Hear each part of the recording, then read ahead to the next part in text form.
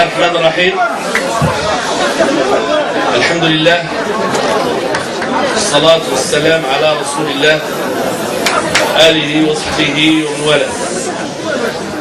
معشر الإخوة الكرام والأخوات الكريمات، إخوان الضيوف، إخوان الصحفيين والصحفيات، السلام عليكم ورحمة الله تعالى وبركاته. كلكم يتذكر كيف كان الوضع في الوطن قبل سنة تقريبا، لما كان هنالك حزب تأسس في أحضان نفوذ الإدارة وهيمن على الحياة السياسية، واستهدف الأحزاب السياسية بصفة عامة كل واحد بطريقة. منهم من ذهب يدخل شرفائه إلى السجن كالأخ جامع المعتصم من العدالة والتنمية، ومنهم من ذهب يضيق عليه ويتهمه بالصحافة، ومنهم من ذهب يغازله ويحاول أن يستميله إلى صفره. ولا أخفي أن حزب العدالة والتنمية كان في وضع صعب من الناحية العملية جدا، ولكنه من الناحية النفسية كان والحمد لله مطمئنا إلى أن الأمور التي لا تبنى على أساس لا تكون لها أي نتيجة. وتصارعت الأحداث مع ما سمي بالربيع العربي لتعطي نفسا لمقاومتنا لهذا الحزب الذي كان يريد أن يهيمن على الحياة السياسية ويسترجع ما كانت تتمتع به من الحرية ومن الاستقلالية، ليجعل الجميع إما معه أو ضده. هذه الرياح التي أسقطت طاغية تونس وطاغية مصر وطاغية ليبيا كما لا يخفى عليكم، وإن شاء الله هي في طريقها إلى إسقاط طاغيتي سوريا واليمن. هذه الرياح كلكم تتذكرون أننا في المغرب عشناها بطريقتنا، وحزب العدالة والتنمية من أول يوم انخرط تبعا لمنطقه السابق في المطالبة بإقامة الإصلاحات اللازمة والضرورية، والتي لا سبيل لتجاوز مبدأ الديمقراطية كأساس لها، ولكن في نفس الوقت فضل ألا يغامر باستقرار البلد ولا يغامر بالخروج إلى التظاهرات التي كانت في الشارع، لا يغامر بملكيته. ودخل الحزب في منطق انبنى على قاعدة ذهبية، وهي الحفاظ على الاستقرار، الحفاظ على الملكية، الصرامة في المطالبة بالإصلاح. كما لا يخفى عليكم استجاب جلالة الملك من خلال خطاب 9 مارس الشهير والقوي والتاريخي، والذي نفس الأوضاع السياسية في المغرب بطريقة يعني قوية جدا. وتلا ذلك الخطاب تنصيب لجنة لإصلاح الدستور وآلية لمتابعة هذه الإصلاحات مكونة من أمناء الأحزاب، من الأمناء العامين للأحزاب السياسية. يعني أدى كل ذلك إلى التصويت يوم فاتح يوليوز على الدستور بالنسبة التي تعلمون رغم ما رافق يعني الحملة بعض التشويشات أو بعض النسب المذكورة في الموضوع. وانطلق مسلسل الانتخابات السابقة لأوانها، وحزب العدالة والتنمية كان من رأيه أنه ليس هنالك داعي للاستعجال بالانتخابات، وكان من الممكن أن ننتظر التوقيت الطبيعي الذي كان سوف يكون بعد يعني بضعة شهور. ولكننا من البداية ونحن اعتمدنا منهجا، وهو إبداء رأينا والمطالبة به والإصرار عليه، ولكن عدم الوصول إلى القطيعة مع الإدارة. نفس القضية تعلقت باللوائح، طلبنا أن تأتي من قيد اللائحة البطاقة الوطنية فقط وإلغاء اللوائح القديمة، لم يسمع لنا رفع العتبة، السماح للمواطنين الموجودين خارج الوطن بالتصويت كما صوتوا على الدستور، يعني أكبر معدل إلى آخره من الإصلاحات التي، ولكننا رغم ذلك لم نصل إلى القطيعة. وبقينا نقول نحن سوف نبقى في هذا المسلسل إلى أن يتبين لنا أن الأمور يعني ليست جادة، وساعتها لا يمكننا أن يعني نزكي انتخابات غير يعني لم تحترم فيها الإرادة الشعبية بطريقة معقولة. وذهبنا إلى الانتخابات وكان تخوفنا كبيرا من أن يكون عدد المشاركين قليل، وكانت المفاجأة السارة الأولى في تلك الليلة هو أنه ذهب للتصويت 45.40%،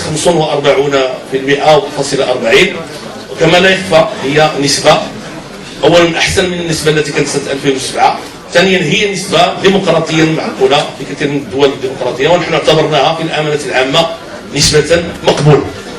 وثاني المفاجآت كانت هي فوز حزب العدالة والتنمية.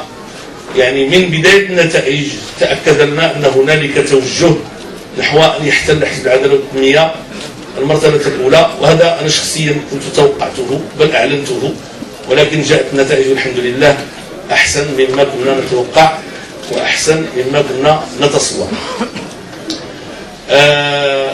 هذا بالنسبة إلينا يعني بغض النظر عن الفوز الذي هو شيء طبيعي يدخل السرور على الإنسان، دليل على أنه أول قبل كل شيء الشعب المغربي تجاوب مع حزب العدالة والتنمية باعتباره استهدف خلال مدة طويلة خصوصا في المراحل الأخيرة،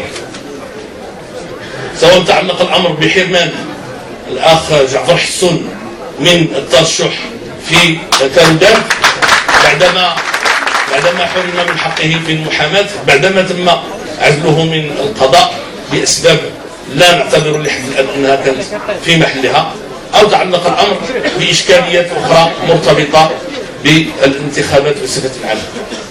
إذن اليوم يمكن أن نقول أن مسؤولين المغاربة استوعبوا أن مصلحة الوطن هي أن نسير بكل صدق وبكل وضوح في الاتجاه الديمقراطي، ولهذا فنحن نعتبر أن الذي وقع لحد الآن هو خطوة تاريخية بغض النظر عن حزب العدالة والتنمية، وخطوة تاريخية في المغرب لكي يسترجع هذا الشعب حقه الطبيعي في أن يجد يخرج من صناديق الاقتراع الحزب الذي صوت عليه، لا أن يصوت على حزب ويطلع له حزب آخر.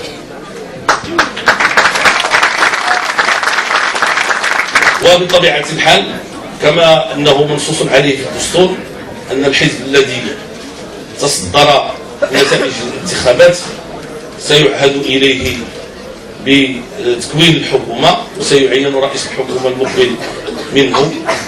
بطبيعة الحال تعلمون جميعا أن أحزاب الكتلة عبرت عن استعدادها يعني للتحالف مع حزب العدالة والتنمية، ونحن قلنا أولا وقبل كل شيء لن نشرع في الاتصال بأحد من باب الأدب حتى يتم تعيين رئيس الحكومة، وثانيا لا نمنع على أنفسنا التحالف مع أي حزب سياسي سوى حزب سياسي واحد لا حاجة لذكر اسمه فجميعا تعرفون. هذا هو المشهد معشر الأخوة الكرام. حزب العدالة والتنمية اليوم لا يظن أنه جاء في إطار سيرورة عادية كحزب عادي ليستمر مرحلة العادية. حزب جاء واعي بالانتظارات، واعي بالتوتر الاجتماعي، واعي بأن الشارع ما زال يعني لم يهدأ، واعي بالإشكاليات السياسية والاقتصادية والاجتماعية، ولكن هنالك اتصالات من كل جانب بالمساندة من نقابات، من يعني رجال أعمال، من يعني أطياف ليس من عادتها أن تتجاوب مع يعني حزب العدالة والتنمية. إذا فنحن نؤمل في المستقبل، ننتظر أولا التعيين الملكي، ثم بعد ذلك سننطلق إن شاء الله الرحمن الرحيم إلى تأسيس الحكومة. وبعد ذلك يعني سينطلق العمل على بركة الله. ونحن واثقون أن المغاربة سوف يلاحظون الأيام الأولى للحكومة التي سيترأسها حزب العدالة إن شاء الله الرحمن الرحيم إشارات إيجابية قوية تدخل يعني عليهم طمأنينة وتفتح لهم باب الأمل في المستقبل. إذن هذا كل ما لدي أن أقوله لكم. طبعا لا أحتاج أن أذكركم أننا حصلنا في نتائج تبدو يعني نهائية على 107 ديال المقاعد من 395. بطبيعة الحال الأغلبية هي حوالي 200، نقول حوالي 200، ونحن لا نمتنع عن أن تكون عندنا أغلبية أكثر إراحة. لا أدري إن كان هنالك بعض الإخوة الصحفيين الذين يريدون أن يطرحوا بعض الأسئلة. سوف أوزع الأرقام، والذي أخذ الكلمة يعطينا اسمه واسم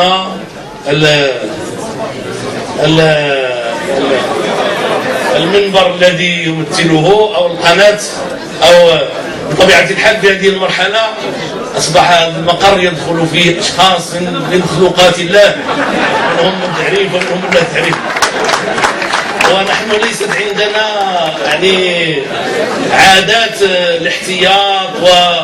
فتا لقيت واحد الصباح معايا في المكتب مع الصحفيين الإسبان، ما عرفتش واش كاينين هنايا دوك الإخوان الصحفيين الإسبان اللي كانوا الصباح، قلت لهم واش هذا معاكم؟ هو قال لي انا جيت نترجم عليهم وهما كيهضروا معايا بالفرنسيه، حاصل هاد المغاربه الله يرحم فينا وفيهم المغاربه.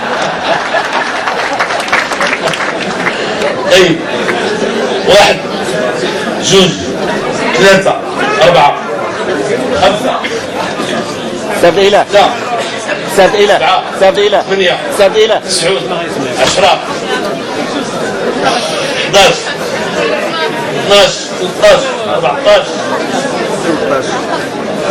15 عبد الحق 16 17 سجن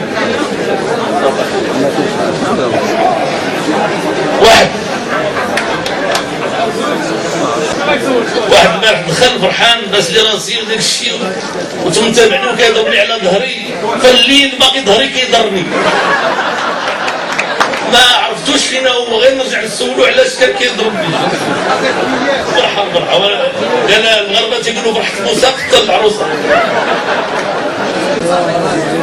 عدوان رمضاني إذاعة ميد راديو، موقع كيفاش بوان انفو. سيد الإله، الدستور كيقول ان الحزب المتصدر للانتخابات عنده رئاسة الحكومة، واش كتقبلوا شي حد رئيس الحكومة من غير سي عبد الإله بن كيران نتوما كحزب سياسي؟ السؤال الثاني، دعوات من داخل حزبكم سمعناها في التصريحات الأخيرة للحوار مع الشارع، للحوار مع حركة 20 فبراير بكافة مكوناتها، واش كحكومة مقبلة ممكن تفتحوا ورش ديال الحوار مع الناس اللي مازال خارجين الشارع؟ شكرا.